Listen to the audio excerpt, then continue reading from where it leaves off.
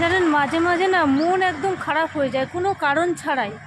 মনে হয় জীবনে কিছু ভালো হচ্ছে না, কিছু ঠিক হচ্ছে না। ঘরে থাকলে বারবার চোখের কোণে জল আসে, বাড়ির লোকেরাও তাকায়, ভালো লাগে না। তখন ঘর থেকে বেরিয়ে আমাদের বাড়ির সামনে একটা রামকৃষ্ণ মিশন আশ্রম আছে, তার পাশের রাস্তাটা দিয়ে আমি হাঁটতে থাকি।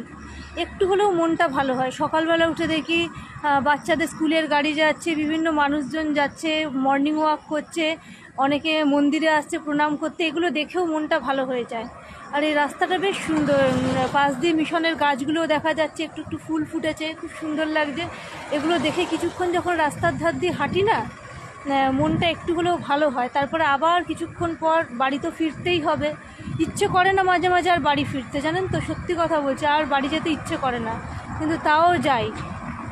না গিয়ে তো বুঝতেই পারছেন, আমাদের দায়িত্বও থাকে, কর্তব্যও থাকে। কিন্তু কিছুক্ষণ এই রাস্তাটাতে এসে দাঁড়ায়, এই পেছনে ফুল গাছটা দেখতেই পাচ্ছেন, সাদা ফুল ফুটেছে, খুব সুন্দর লাগছে। এগুলো দেখে নিজেকে ভোলাই, মন ভোলাই, তারপর আবার বাড়ির উদ্দেশ্যে রওনা হই।